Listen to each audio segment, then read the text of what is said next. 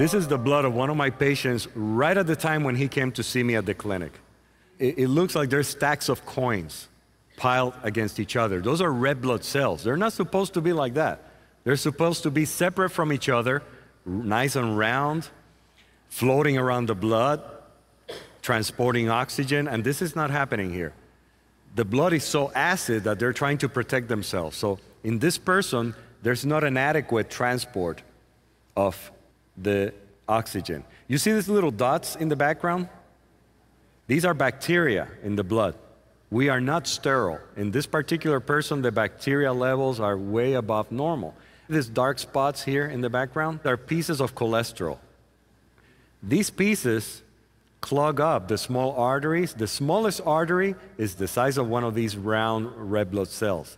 So this one over here can clog a capillary, preventing this from coming in. That's where hearts are clogged up with cholesterol pieces. That's where brain clots happen. And these are blockages that happen from these pieces. Bacteria continue increasing the acidity, making the problem worse. Here's a white blood cell. It looks very unhealthy. This is what happened 24 to 36 hours after taking Golgi in that same patient.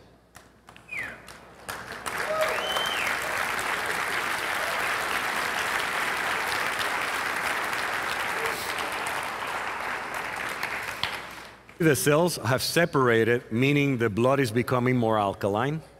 It's transporting oxygen better. That's why they feel better right away. They're oxygenating better immediately. The bacteria floating in the background, they're still there, but it's better. This is a white blood cell in the center. It's moving up and it's becoming wider. This white blood cell is starting to wake up. It's supposed to move across the blood, eat the bacteria, eat the cholesterol pieces, recognize what's supposed or not supposed to be there, and have a good time, of course. Because it's just like us. Again, the white blood cell in the center is becoming wider because it's moving up and to the sides. Its edges are not fixed.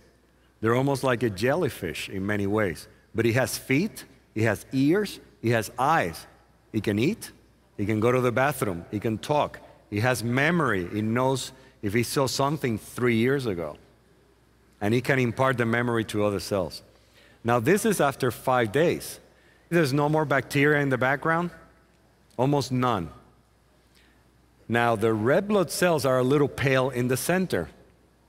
Even though they're separate from each other, which is a major improvement, they're still not dark enough. That means they don't have enough hemoglobin. They're pale. Therefore, they're anemic. This patient is still anemic. They're still pale in the center, and he's still a little bit acidic. You see these two shiny things in the upper left corner? These are uric acid crystals. Hence the name, uric acid. These are acid crystals. This person is getting better, feeling better, less bacteria, and after 8 days of taking Golgi. There's no more anemia, except maybe a little bit in the lower right-hand corner, but most of them have a good content of hemoglobin. So we're seeing at the cellular blood level how Golgi and subsequent alkalinization of the blood is affecting the parameters that we know make a big difference in predicting how these people are going to do. Not only that, but this white blood cell looks healthy. It has well-delineated edges.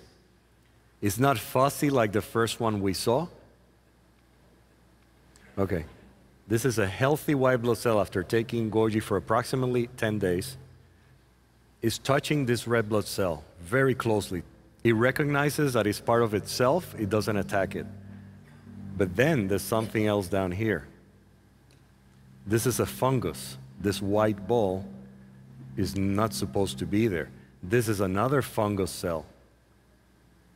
They're rather large compared to the bacteria that are floating in the background.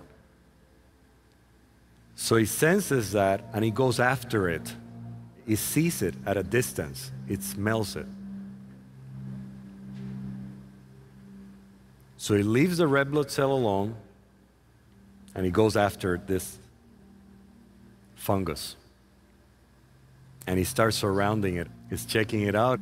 This is what your systems are supposed to be doing. If they're not doing this, they're not at optimal health. So he's already got a hold of it, and little by little is gonna engulf it and eat it, because that's what this cell does. It already has recognized this fungus as something that's not supposed to be there. This doesn't happen automatically. But little by little, as you can see, it's surrounding it and it doesn't let it go. This is almost completely inside of this cell already. And this is what we want to see in your system. Okay.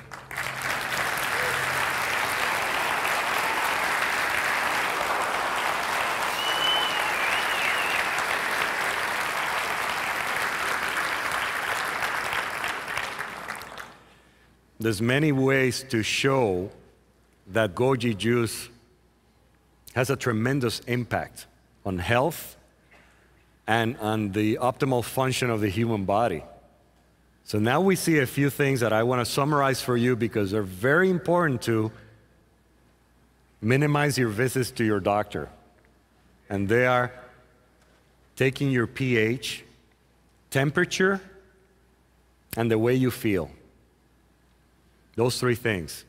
Because most of us are not as aware of how we're feeling. That's why there's so much stress in modern Western civilization. These are going to be parameters for you to measure how you are doing. Because as soon as you start taking goji, 2 to 4 ounces a day, or whatever you might need to correct your alkalinity, you will start feeling better, and your body will feel so much better because of the detoxification that occurs and the regeneration, that you will need to lower your medications fairly quickly. Otherwise, you can have a problem.